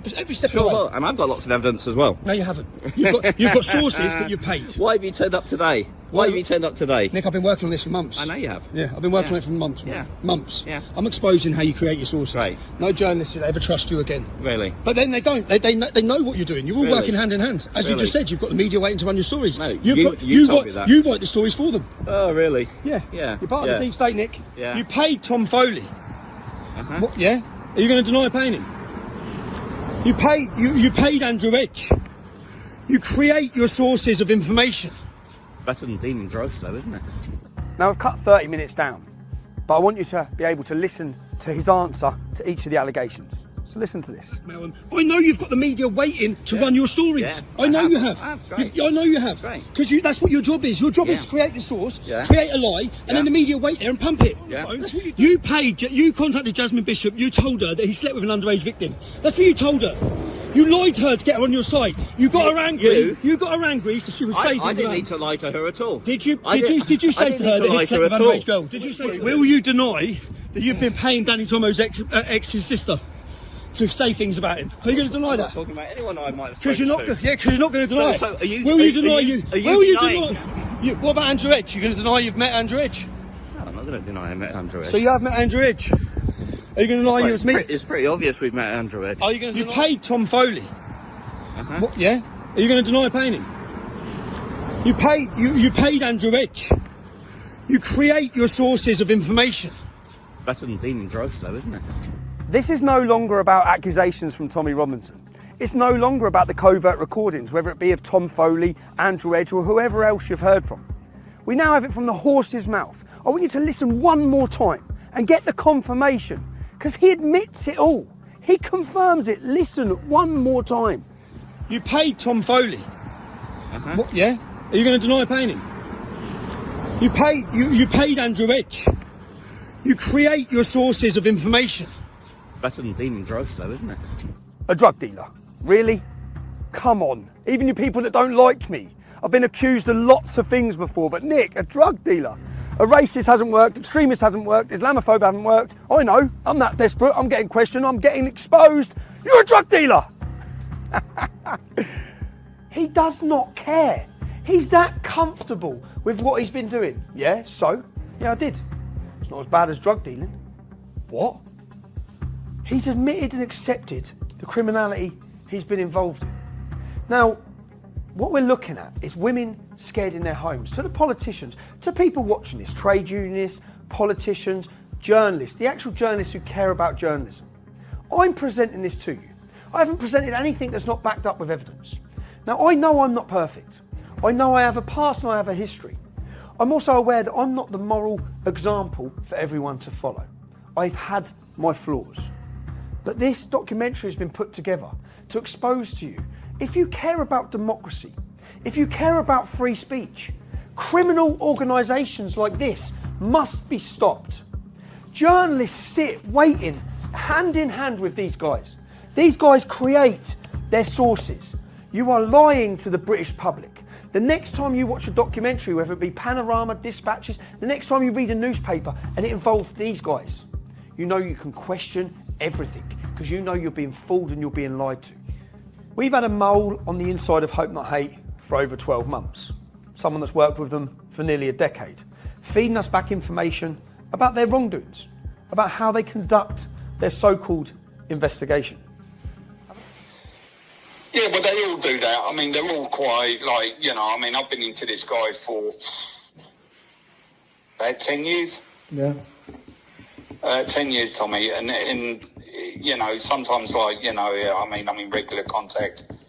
He's what he's really, like I say, what he wants to do is, you know, I mean, he wants to just cripple you, like, financially, forever, so you can't do anything.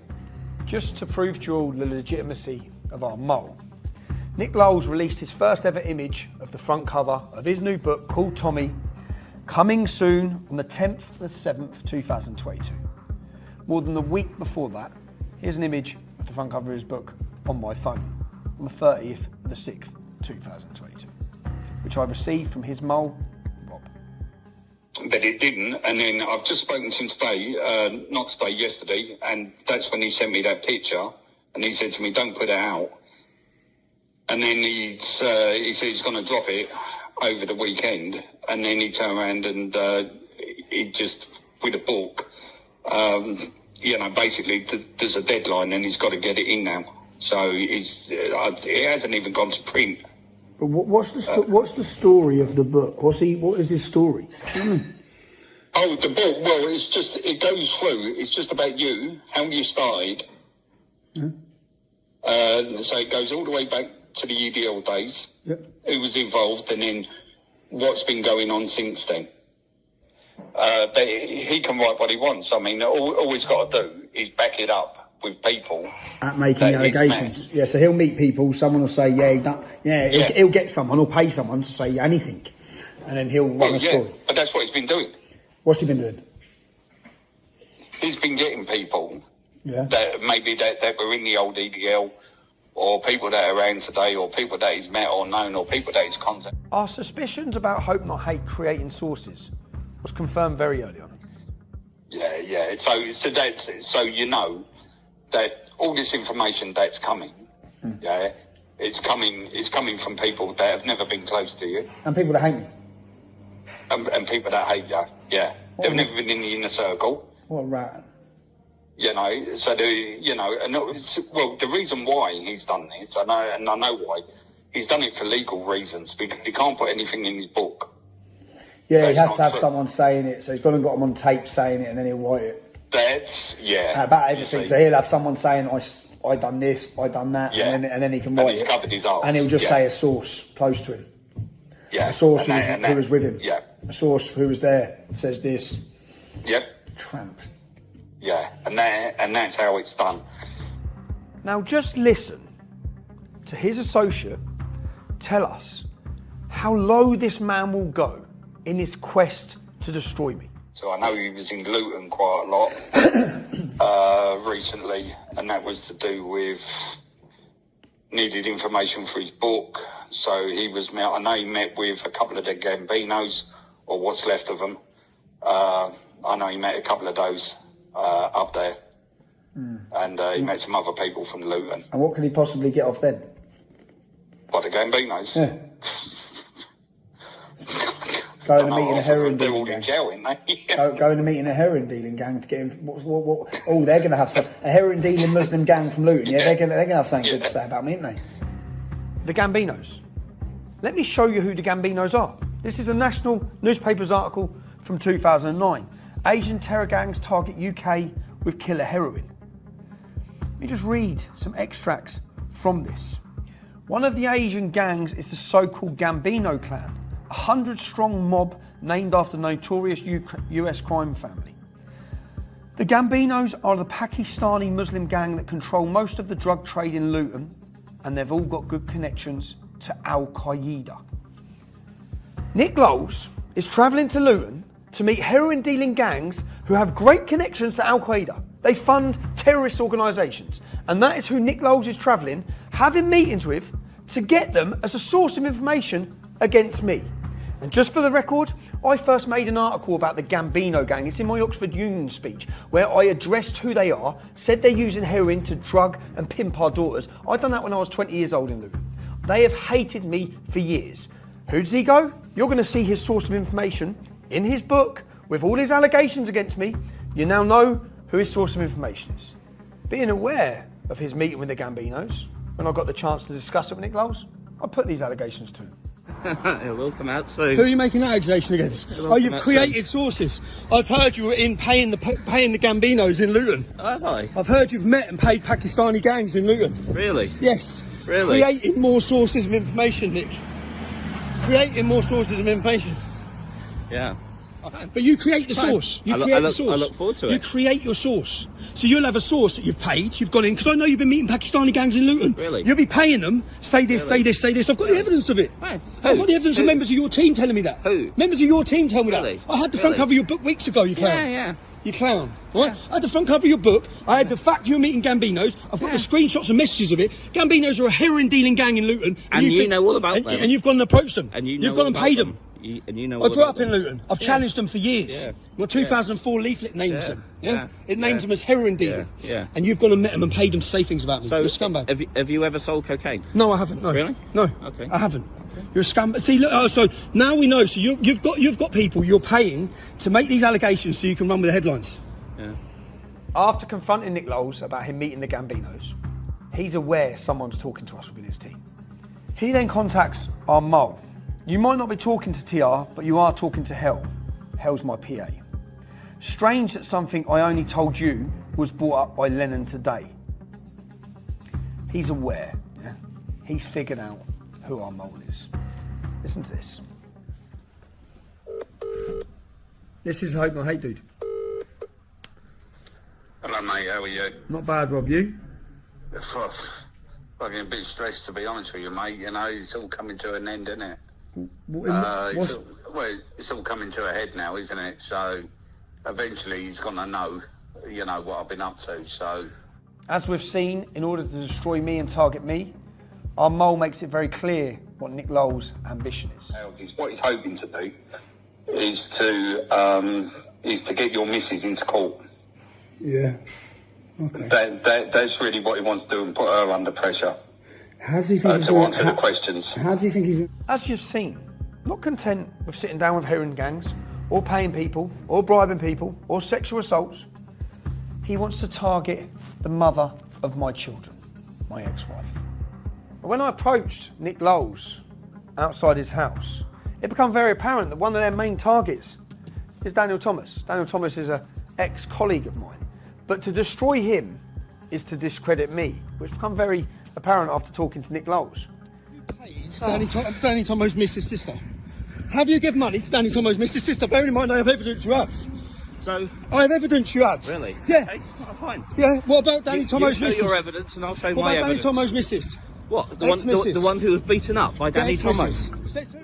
A lot of the allegations about Danny Tomo were about him and his ex-partner. But the allegations didn't seem to have been coming from his ex-partner. They seemed to be coming from other sources that no doubt Nick Lowles has created. The first thing Nick Lowles told Danny Tomo's ex-partner when he spoke to her, they had just had a very severe breakup, finished on bad terms. Now I know straight away that means he's going to get in contact. I know that because that's what he does with everyone and has done for 15 years. But the first thing he tells her is that Danny Tomo has been sleeping with an underage victim of sexual exploitation. A total fabricated lie. The intention to anger his ex-partner, to get her on side, then out comes the money. We find out that he's been paying her sister, who doesn't have a very good relationship with Danny Tomo either. He's been paying her. So you... carry on, talk. Okay, so you're willing to accept, yeah? So you're telling me you got paid by this journalist to talk shit for 20 minutes? How much did he pay you, Kane? How much did he pay you, Kane? How much did he pay you? I don't have to confirm nothing to you. I know how much he paid you. Jazz told me, 300 quid, and she got half. Yeah? Is that right? Is that all? All right, that's what Jazz got, yeah. When Jasmine was made aware of the allegations being made by Nick, or one of his new created sources, she attempted to call Nick over 25 times, but he refused to answer, probably hiding under his bed, awaiting the release of this documentary. Here was her voice recording, which she left for him.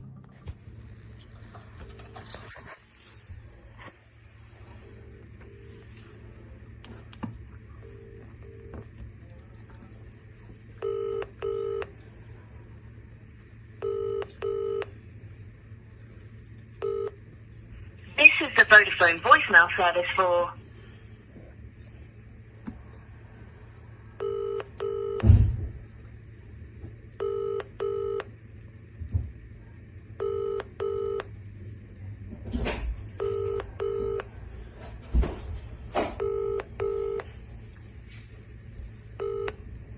This is the Vodafone... Nick, I've tried to call you now multiple times and you are not answering my phone call. I know why, because you don't hear what I've got to say. Firstly, let me just get this straight in case you do not understand. Danny has never put me in hospital. Danny has never beaten me up. The pictures that you have seen have got nothing to do with Danny at all. Secondly, you've paid my little sister, who hates Danny more than anything in the world, to talk shit about Danny. Thirdly, you came into my life and you told me that there was a video going around of my baby dad with a 15-year-old girl. You made me feel physically sick. You've mentally abused my brain into thinking that my baby dad is a paedophile when that's not true. You didn't even come back and tell me that it wasn't true. You just told other people.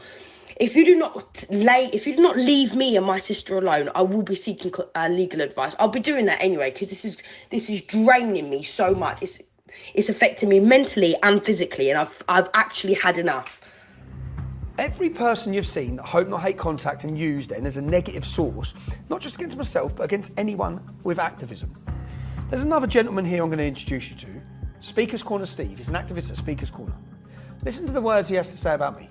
This man. And I have no shame in saying I agree with every word Tommy Robinson has ever said. And I have no shame. I have no shame on that. Tommy Robinson has bigger balls than all of you put together. And that's why. Absolutely. Now, over the last 3 to 4 months, there's been a lot of negative comments coming out of Steve, which has surprised me totally. I believed it was because he aligned himself with Reform, a political party, and he was trying to distance himself from us. But then I saw this video with these allegations. It's my voice. We're allowed to talk about Tommy grifting. No one grifts around here. We have no grifters, no drug dealers, no scammers. A totally new allegation. I'm a drug dealer, apparently, yeah? You've heard it from Nick Lowles, and now I've heard it from Speaker's Corner Steve. So it's a new allegation. What possibly could have changed him from supporting me and being close to me, and just 3-4 months ago, totally turned against me and throwing out the same accusations that Nick Lowles is now throwing out? That's where our source and our mole has been so valuable. I mean, as I understand it, I mean, listen, I'm just going to give you something else, yeah? Go on. Get Steve off of your groups. Steve, Speaker's Corner. Yeah, get him off all your groups. Is he working with Hope Not Hate? He's met him. He's met him. How long ago did he meet? To him. How long ago did he meet him? I'd say he's been probably messaging the last 3-4 months. Which is when he turned against us. Yeah, so, but get him. He's still in a few of your groups. Don't put it out, though. Do it discreetly, Tommy. Okay. You know, but there's still, they message each other and that, and I know that I talk to Steve, and I know, like, you know, I mean, when I get a message from Lowles like that one, I know he's just got off the phone to Lowles, or, you know, so. Steve, so Speaker's Corner Steve's working with Nick Lowles and has been for 3-4 months. That makes sense. All makes sense, mate. All makes sense. I decided to ring Steve and see what he's got to say for himself.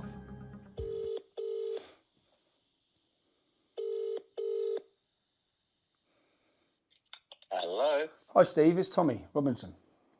Hello there. Steve, I have evidence that you've been in regular contact with Nick Lowles from Hope Not Hate. Do you? How would you have that? I have it, mate. So, when was the first time you started getting in contact with him, Steve? Why? Why? Why? Just want to see what your relationship is with him and how long it's been going on. Why is that? Well, because you've totally gone on an attack and totally changed, and it seems to be, from the timing I've been given, since you become a regular contact with Nick Lowles. A simple question is, what is your relationship with Nick Lowles? When did you start having contact with Nick Lowles? It's absolutely irrelevant to anything. Again, Okay. I know you're going to try and spin from. I've also watched Steve. I've also watched a video of you making allegations that I'm a drug dealer. Have you not ever been?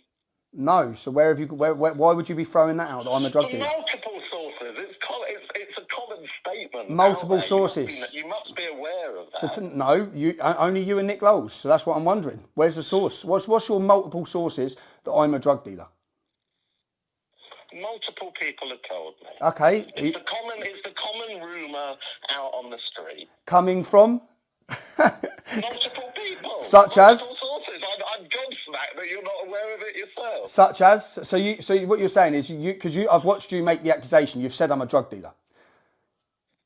You've said I'm a drug dealer. Have you never been? Have you never done that? Have you never, in your entire existence, sold an item of drugs? No, I haven't. No. So as I'll ask you again, you're making a serious accusation against me. You've put it out online. Yeah. You've said I'm a drug dealer. I'm asking you. I said lots of other things about you. Are you going to question me on those other things too? I will, yeah. But we'll start on the drug dealer one because it's the same accusation that's coming from Nick Lowles, and I find out you're in regular contact with Nick Lowles, just on the phone to him. You found out I've been in regular contact with Nick Lowles. I mean, what, you're demanding me for sources of evidence. What's your source of evidence for that? Someone within Hope Not Hate, Nick. Someone within Hope Not Hate, buddy. Don't worry, I've got Anyway, I've got a meeting at 12 o'clock. I can't carry on. Maybe call me back later if you want to continue this conversation. So you don't have a source. I'm a drug dealer.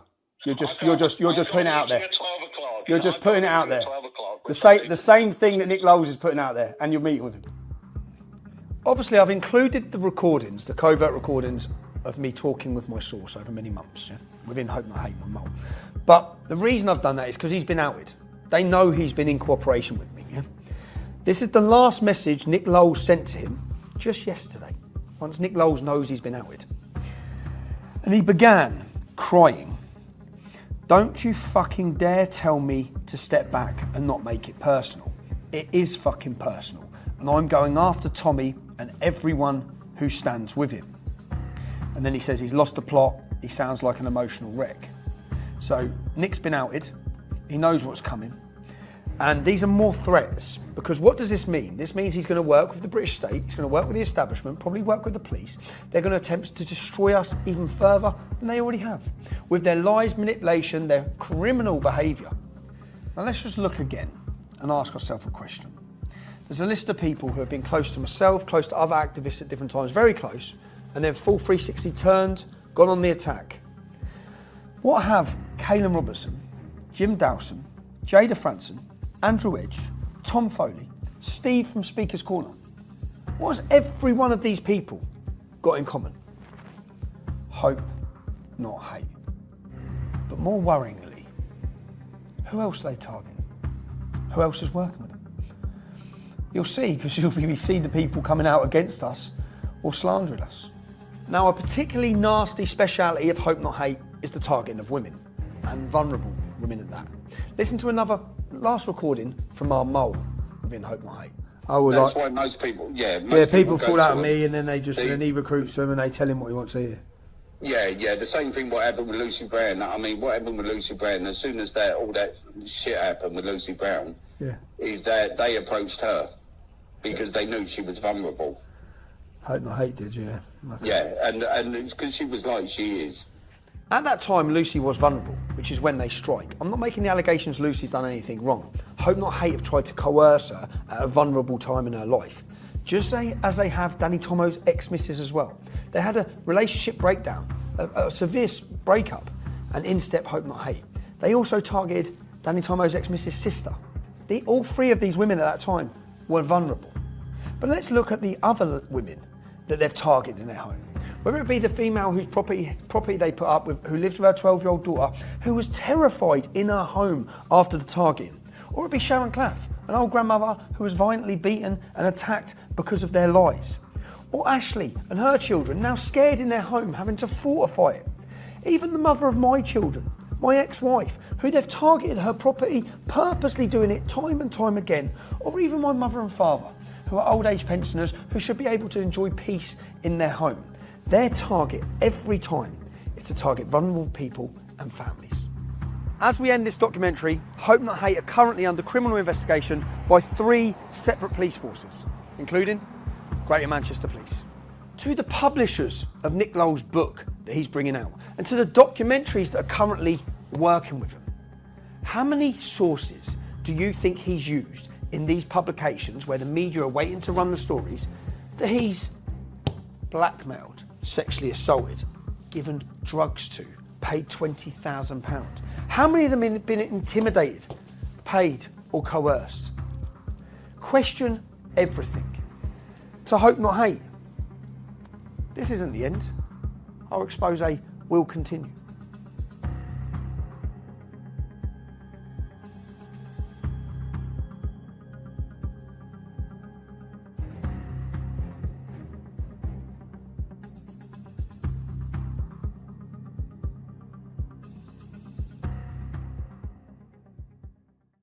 To stay updated, you are more than welcome to follow me, Ruby Yona, on social networks, Facebook, YouTube, TikTok, Instagram, and of course, X.